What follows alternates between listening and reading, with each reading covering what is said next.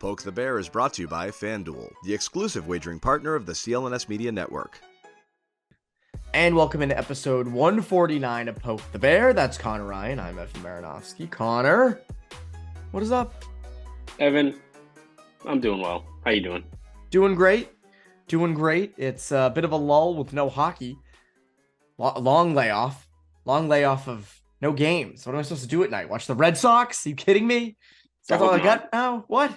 Come on. Even though I have a Red Sox shirt on right now, so I guess I'm contradicting myself.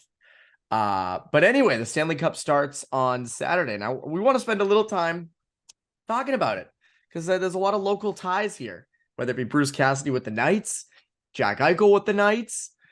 Florida beat you in the first round, so there's that too.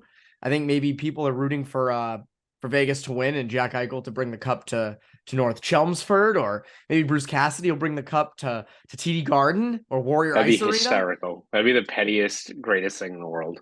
It would be amazing. It would be just, the biggest middle finger you could give. I have a feeling he won't do that though. I don't know. I don't know. I don't think anyone's ever done that before. That'd be quite the bold move to do that. And I think Bruins fans would show up. I think, wouldn't they? I would imagine they would. Yeah. Also, anytime a Stanley Cup shows up, it's like if Eichel brought it to North Chelmsford, the Bruins fans showing up being like, Jack, we should have traded for you 2 years ago. It'd be people like that going up to him. So, well, it's funny. Have I ever not told me, by the way? No, never you. No. Not a former BU guy. Have I ever told you my story with the Stanley Cup? I have not, Evan.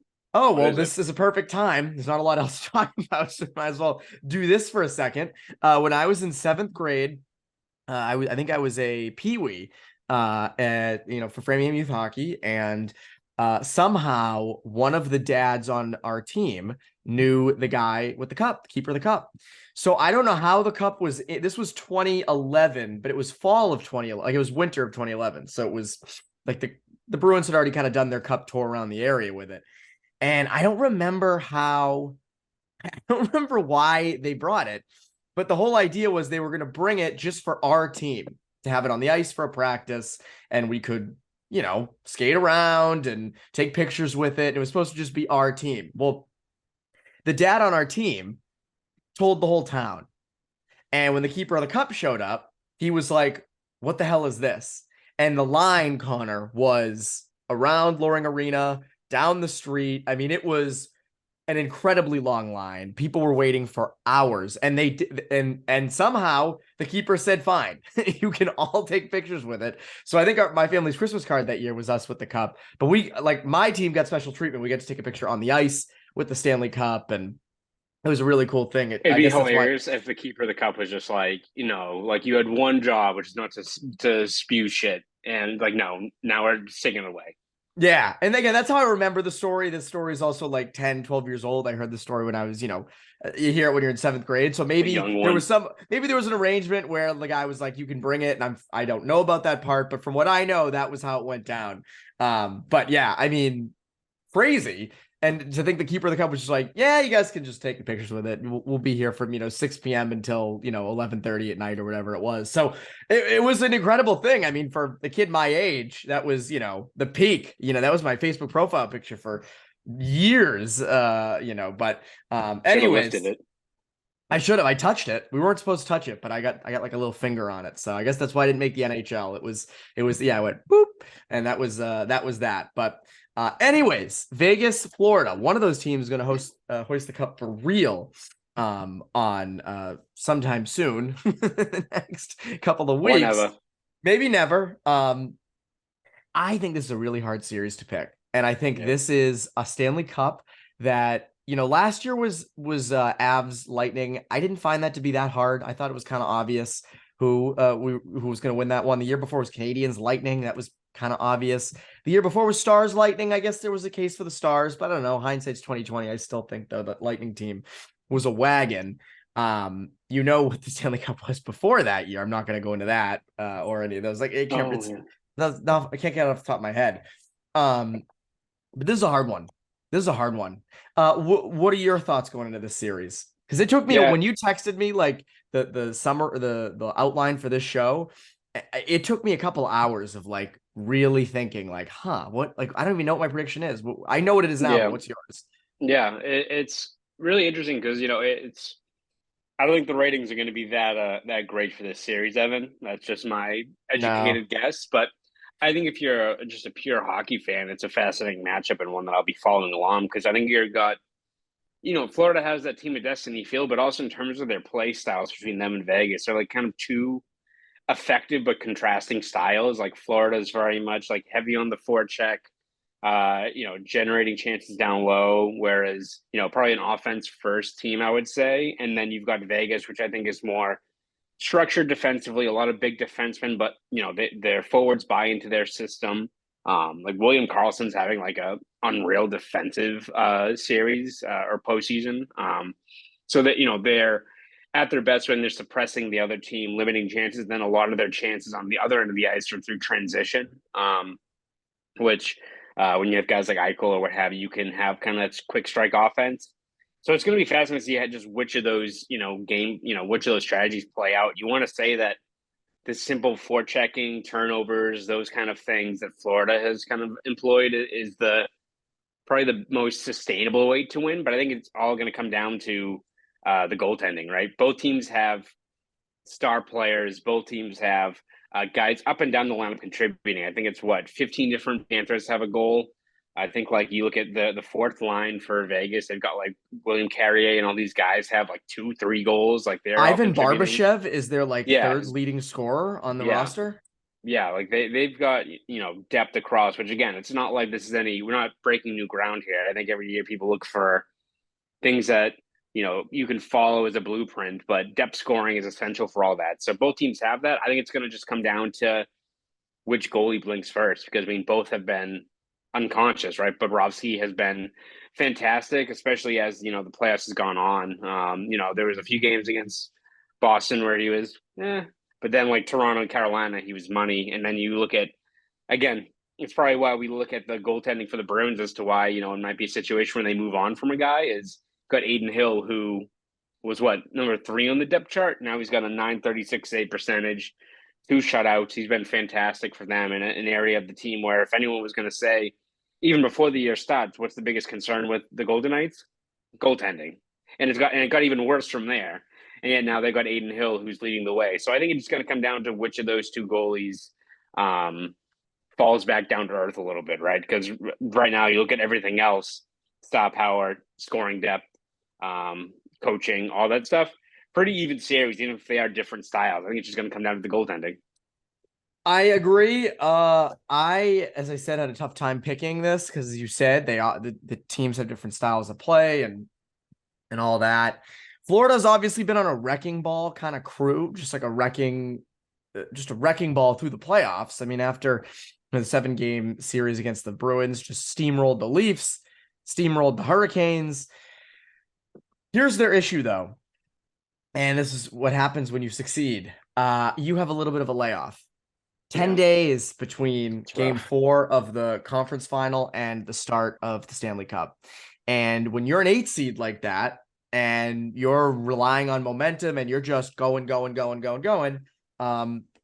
it's when you stop, it's hard. Now, I think, they can carry the momentum, but teams are notoriously not good off layoffs going to the Stanley Cup final. Now, Vegas is still getting a little bit of a break between their series and this. It's not like they're just, starting and going. 10 days, man. Ooh, I don't love that. And I think if there wasn't a layoff and they just got right up and started going and both teams finished at the same time and went into the cup, I would pick Florida because I think they've got it going. But I'm going to go Vegas. I'm going to go Vegas in 7 for this series. And it's just mainly because and it's hard picking against Florida. They've proven us wrong every time, legitimately every time. Yeah. I'm wearing a Florida street hockey hat, even though it has nothing to do with the Panthers. I don't know why I would, pick them because of that hat. But I think it's more so Bruce Cassidy and Jack Eichel get over the hump and kind of take advantage of Florida losing a little bit of that momentum. Just, stumble up. What do you think? Yeah, I think it's absolutely valid. I think you can pick either or team and you can make plenty of very rational, things to support your case. I'll go Florida in 7. I just think it's going to come down to which goalie blinks first. And again, I think that layoff is real, but in terms of which goalie of these two has the more likely chance to stumble a little bit as this series goes on, I'm going to go more with Adin Hill as opposed to Bobrovsky. And that's, again, Bobrovsky's not been very good throughout his tenure in Florida, but he's been around the block. He's won 2 Vezinas, all these things.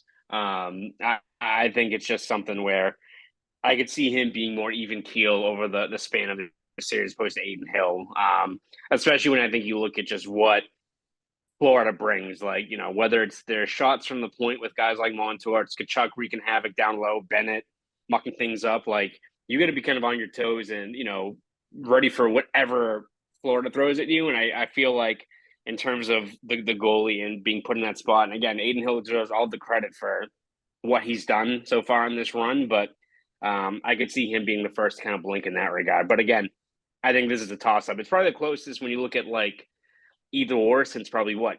Caps, Golden Knights, right? In terms of, like, either one of those teams. Yeah, that was the last one. And that's my other thing I was going to say is Vegas has been here before, and it wasn't like all that long ago. And I think that loss, I mean, Cassidy obviously wasn't there, but Cassidy lost in 19, and Eichel wasn't there. But, like guys like, Marchessault and Carlson and Theodore, like they were there for that. And you learn a lot, I think, in losing cups and trying to make it back. But you nailed it though with the goaltending. I look at sort of, the way Florida is able to capitalize on mistakes, and, if Adin Hill cracks a little bit, that doesn't help them at all. Now, again, but maybe Bobrovsky's momentum, as I said, kind of ends with the Panthers because they just have that long layoff, and staying locked in for that amount of time for the cup. But you're right. I mean, to me, it's a toss up. Vegas, Washington is a good one. I remember this is going back to 2011, but like Bruins Canucks was a little similar. Like the Bruins kind of had a lot of that momentum going, and the Canucks were the best team in the West. Vegas, who was Vegas? Vegas ended up being the best team in the West. No, it was I think they were. They?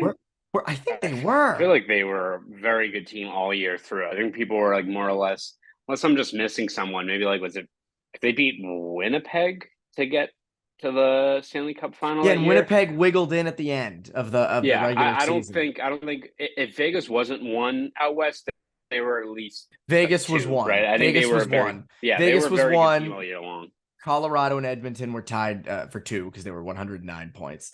I want to get into Bruin stuff with this in a second, but first, why don't you tell us about our good friends over at FanDuel, Connor? Our good friends at FanDuel. Absolutely, Evan. Listen up, guys. Make a fast break to FanDuel during the NBA playoffs, because right now, new customers can get a no-sweat first bet for up to $1,000. That's $1,000 back in bonus bets, even if your first bet doesn't win. Finally, you can bet on all your favorite sports, from the money line to point spreads to player props and more. And frankly, that's the best part of FanDuel. You can bet on anything. You want to wager on whether or not Jaylen Brown is going to be back next season? Be my guest. Maybe the Bruins over-under for wins next year. Go for it. So bet now on an app that's safe, secure, and super easy to use, and of course, an app where you get paid instantly. There's no better place to bet on all the playoff action than America's #1 sportsbook. Visit FanDuel.com/Boston and get a no-sweat first bet for up to $1,000. That's FanDuel.com/Boston.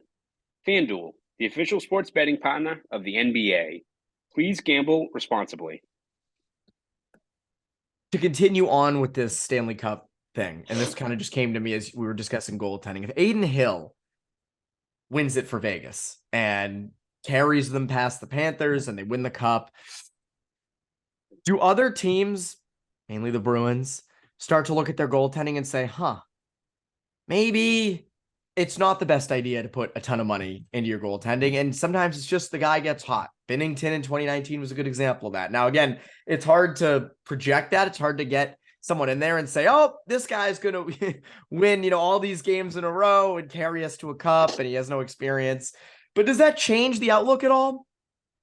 Yeah, I mean, I think you look at it, right? It comes down to it's so very rare that you have situations where the odds on best goalies then like carries you, right? Like you can look back at like the days of like Marty Brodeur and all those guys making multiple runs, but like look at like Lundqvist, right? In terms of how many times he got there, even if it wasn't really his fault. You need so much to go right to get to that point. And I think a goaltending, as monumentally important as goaltending is, it's something where it just depends on how you are over those couple of weeks in the spring, right? Like well, the problem is like Vasilevsky's been that guy the last three, right, or right, like 2 out of the 3. right. So it's like that's strength in that case You on have the other that, side. yeah.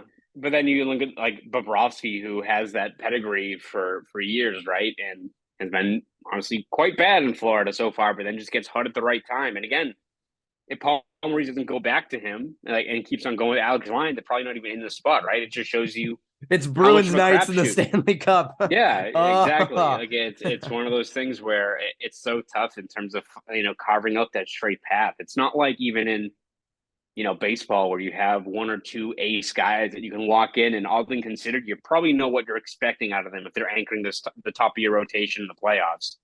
Goaltending, you're going with the best laid plans, but it's also hockey. It never really goes that way, right? So, again, if the Bruins want to break up this goaltending duo, like it's a tough hit because you kind of use them to win 65 games. But when you get to the playoffs, it all comes down to just who's playing the best. And again, you can't use both of them. The Bruins sure as shit didn't in that 7-game series against Florida. So, yeah, I mean, it's a tough call, but it's something when you look at just how both Florida and Vegas got there, it's something I'm sure the Bruins have to weigh in terms of should we be committing 9.5 million to our goaltending situation when again, look, I don't know. I haven't checked how much Aiden Hill is making into the cap, but I can't imagine it's that much. And again, Bobrovsky's making 10, but you look at, beyond before you got to this playoff run, Vegas probably looking at any way to move that contract before this year, right? So 100%. It's a crapshoot, Evan. It is a complete crapshoot. And I think it's just how the cookie crumbles come the playoffs. Speaking of the cookie crumbling, buyout candidates. The buyout window opens 48 hours after the cup is lifted, and then it goes until June 30th. Last year, there were only 7 buyouts surprised by that. In the NHL. There were only 7. This year, the Bruins do have a strong candidate. We got a name we haven't talked in a while, Mike Riley. Mike Riley could end up being bought out. He would be, if I have this correct, $333,000 against the cap next season, and then the year after he would be $1.3 million. Now, again, that gives you a lot of cap relief. That saves from either $3 million or like the 1.9, I think, if you bury him in the minors. So you do save some money there. No one took him when he went on waivers, so I don't think that you're trading him. You don't want to give up more draft capital to just get the money off the books. It feels like this is probably the logical solution.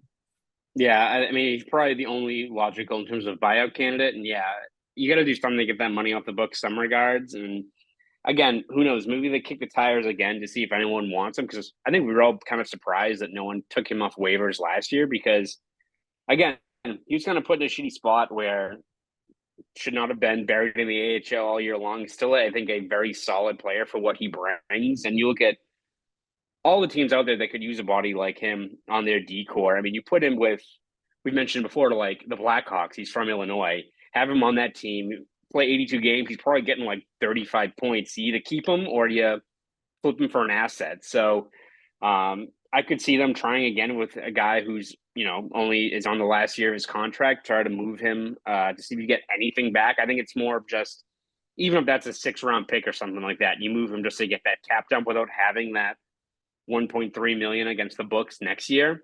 But if it doesn't work out, yeah, I think you have a situation where you have to buy him out. You got to do something just to get that contract off the books. Definitely is not the only move, but has to be one of the dominoes that has to fall. So we'll see kind of what that trade market looks like, but would not be surprised if if there's no positive way of looking at how they can move him without having to loop in a prospect or anything like that as a sweetener. I think you got to buy him out. I would rather them buy him out than give up a prospect or draft pick to get rid of him. You're right, though. I mean, a team like Chicago or we said this all season, a lower team that needs a top 4 defenseman who can just kind of give some level of production, but isn't going to prevent enough goals in their own end that you can still tank. Like, this is your guy. So, I mean, again, maybe it's kind of like the Bill Belichick approach where they just kind of wait for them to hit the bargain bin and pick him out of there. And that's what they do with Mike Riley, because I do think he should be playing in the NHL. Yeah. Again, the defensive deficiencies are real. And, again, it was kind of a tease what he was in 2021 when they acquired him. But I still think that he should be playing somewhere in the NHL. Just not right here. In terms of the roster next season, we're going to do a fun game where we pick one player to step forward on the NHL. That's on the NHL roster. So it's not Fabian Lysell or Mark McLaughlin even, or Johnny Beecher. It's a player on the roster who we expect to take a little bit of a step forward next season. I will let you go first, Connor. Who is your pick?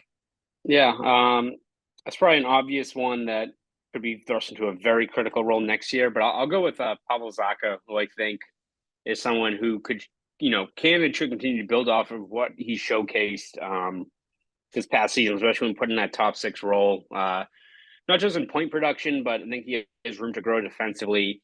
I think you listen like the Bruins, their final press conference. They really liked what they saw when they had that top six of Zacha and Coyle. It's not to say that they're all gung-ho about going with that same top six next year for 82 games, but I think having at least one of those guys, namely Zacha, in the top six, is something they're comfortable with. And I think a full season there, not only should he continue to thrive with the extra minutes, but I think there's a lot more room to grow offensively, right? Like there's one thing that all season long they talked about with him is, shooting more. He has a really good shot, being thrust into more of that role where not only do you have, let's say it's, him with Pasternak and who's it going to be, Hall, Bertuzzi, whoever it is, it's going to be a pretty loaded line that he's driving if he's there and Krejci's not.